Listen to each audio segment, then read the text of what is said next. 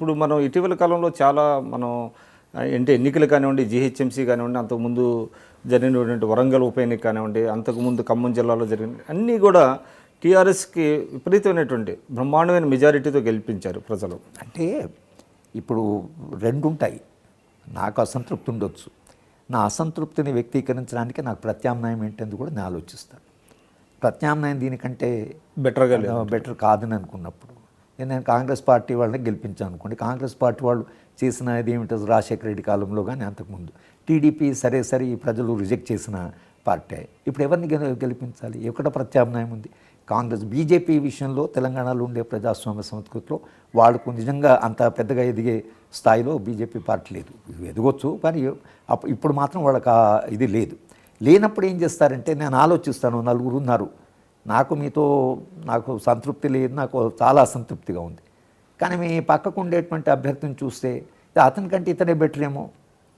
ఏ రాయి అయితే ఏమిటి తల కొట్టుకోవడం కన్నప్పుడు ఏదో ఈ తెలిసిన రాయితో తల కొట్టుకుందామని అనుకుంటారు. కానీ వేరే వాడికి ప్రత్యామ్నాయం, అది ప్రత్యామ్నాయం ఎప్పుడు వస్తుందంటే మొత్తంగా ఒక రాజకీయ పార్టీ మళ్ళీ ఒక నాయకుడు ఎదిగి, అది కాంగ్రెస్ నుంచే కావచ్చు ఇంకెవరి నుంచైనా కావచ్చు, ఎదిగినప్పుడు ప్రజలు ఆల్టర్నేట్ చూస్తారు. అంటే ఒక్క విషయం నేను చెప్తున్నా అంటే మా మహబూబ్నగర్ జిల్లాలో నేను కోదండరాం 2000 కిలోమీటర్లు తిరిగాను.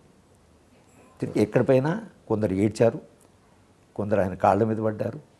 మమ్మల్ని ఇద్దరిని వాళ్ళు ఆల్మోస్ట్ ఒక ప్రత్యామ్నాయంగా చూడడం మొదలుపెట్టారు. ఇది ఎక్కడ వెళ్ళినా తమ అసంతృప్తిని, తమకుండే సమస్యలను చెప్పుకోవడం మొదలుపెట్టారు. ఇది ఎందుకు జరిగిందంటారు? అంటే ఒక మంచి పార్టీ ఉంది, మన పార్టీ ఉంది, మీరు ఎందుకు తిరిగేది, అసలు మనం ఈ పార్టీకి సపోర్ట్ చేయండి అని ప్రజలు అనాలి. ముఖ్యమంత్రి గారు ఇంత బాగా పరిపాలించిన మీరు ఏంటండి తిరగడం అని అనాలి. అట్లా జరగలే. ఎక్కడ వెళ్ళినా జనము వందల సంఖ్యలో వేల సంఖ్యలో వచ్చారు. ఎక్కడ మేము మీటింగ్ పెట్టినా సంఖ్యలో వచ్చారు వాళ్ళు. ఇది వ్యవసాయ రంగంలో ఉండే సంక్షోభం. మీరు తెలంగాణ వచ్చిన తర్వాత కూడా ఆత్మహత్యలు జరిగాయి కదండి. రైతు ఆత్మహత్యలు తెలంగాణ వచ్చిన తర్వాత కూడా జరిగాయి కదా. అంటే మీరు నిజానికి ఆయనకు మొట్టమొదటి ఆయన కలిసినప్పుడు, అంటే ఆయన ముఖ్యమంత్రి కాబోతున్నాడు అన్నప్పుడు నేను గంటా చక్రపాణి ఇంట్లో ఆయన కలవాలని అనుకున్నాడు. చక్రపాణి నన్ను పిలిస్తే వాళ్ళ ఇంటికి వెళ్ళాను. నేను మొట్టమొదటిసారిగా ఆయనను 1-to-1 కలవడం. కలిసినప్పుడు నేనేం చెప్పానంటే 2 అడిగాడు సలహాలు. ఒకటి నేను చెప్పాను, మీరు ఇమీడియట్గా అగ్రికల్చర్ కమిషన్ వేయండి, ఎందుకంటే వ్యవసాయ రంగము తీవ్రమైన సంక్షోభం ఉంది. సిహెచ్ హనుమంతరావు గారు ఆయన అగ్రికల్చర్ ఎకానమిస్టు, ప్లానింగ్ కమిషన్ సభ్యుడిగా పనిచేశాడు, లేబర్ కమిషన్ చైర్మన్గా ఉన్నాడు, చాలా అనుభవం ఉన్నవాడు, తెలంగాణలో ఉన్నాడు. ఇప్పుడు తెలంగాణ ఉద్యమానికి మద్దతు ఇచ్చాడు కనుక ఆయనను మీరు చైర్మన్గా ఒక కమిషన్ వేయండి. అలాగే హైదరాబాద్లో అక్రమంగా ఆక్రమించిన భూముల మీద జస్టిస్ సుదర్శన్ రెడ్డి గారితో కమిషన్ వేయండి. ఈ 2 కమిషన్ వేస్తే మీరు ఒక కొత్త ఒరవడి సృష్టించినట్లు అవుతుందని చెప్పి అంటే అంత వాళ్ళు వినడానికి వాళ్ళు అంత సిద్ధంగా లేరు. అంటే వ్యవసాయ రంగాన్ని ఆ విధంగా చంద్రబాబు అంటే ఒకటండి, మీరు అగ్రికల్చర్ కమిషన్కి కొత్తగా ఒక కమిషన్ వేయాల్సిన అవసరం ఉందంటారు. ఆల్రెడీ గతంలో నేషనల్ లెవెల్లో అనేక కమిషన్లు వేశారు, వాళ్ళు రికమెండేషన్స్ చేశారు. లేదండి ఇప్పుడు మీరు ఆంధ్ర ప్రాంతంలో చంద్రబాబు నాయుడు గారు ఒక అగ్రికల్చర్ కమిషన్ వేసుకుని రాధాకృష్ణ గారి రాధాకృష్ణ కమిషన్ వేసుకొని వాళ్ళు అన్ని భిన్నమైన క్రాప్స్ని స్టడీ చేశారు. ఒక్కొక్క క్రాప్ ప్రైసింగ్ సిస్టమ్ స్టడీ చేశారు, ఇన్పుట్ స్టడీ చేశారు, ఎక్కడ మార్కెట్ ఉందని స్టడీ చేశారు, వాళ్ళకి రిపోర్ట్ అయితే ఇచ్చారు. వాళ్ళు చాలా విస్తృతంగా తిరిగారు.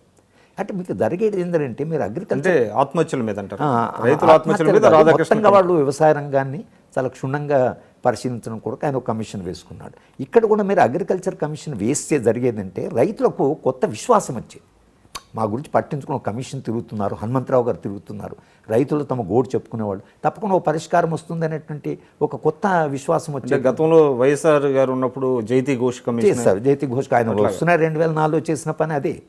జైతి ఘోష్ కమిషన్ వేశాడు. ఆయన కొంత వ్యవసాయ రంగంలో కొన్ని నిర్ణయాలు తీసుకున్నాడు. అది ప్రపంచ బ్యాంకు ఆగ్రహాన్ని కల్పించేటువంటి నిర్ణయాలు కూడా అందుకని ఆయన 2009లో గెలిచాడు. ఇప్పుడు మీరు 2009లో మీరు రాజశేఖర రెడ్డి గెలవడానికి ప్రధాన కారణం ఏంటంటే వ్యవసాయ రంగానికి ఒక కొత్త ఆశ కల్పించాడు. అది జరిగిందా జరగలేదనే వేరే విషయం. నిజానికి తెలంగాణలో అది చేయాలి కదండి. తెలంగాణ వ్యవసాయ రంగంలో వెనుకబడింది, నీళ్లు లేవు అని మనం అనుకుంటున్నప్పుడు మనం చేయవలసిన పని ఏంటి? ఓటర్ ఎక్కడున్నాడు, గ్రామాల్లో ఉద్యమం జరిగింది, మనం వీళ్ళ గురించి పట్టించుకుందాం, ఒక ప్రత్యేకమైన కమిషన్ వేసి అధ్యయనం చేస్తారు, వాళ్ళు కొన్ని సలహాలను ఇస్తారు కదా, ఏం చేయొచ్చు గ్రామీణ ప్రాంతాల్లో.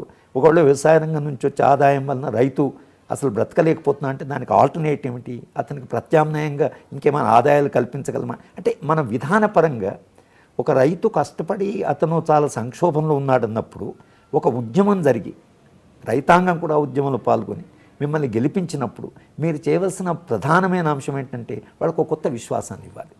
ఆ విశ్వాసాన్ని కల్పించడంలో అంటే ప్రభుత్వం ఎందుకో నేను అందుకని ఏమన్నంటే ఉమ్మడి రాష్ట్రంలో జరిగిన పాలనా శైలి, అంటే మీరు గుణాత్మక మార్పు లేదన్న పాలనా ప్రాధాన్యతలు వాటిని మార్చలేదు.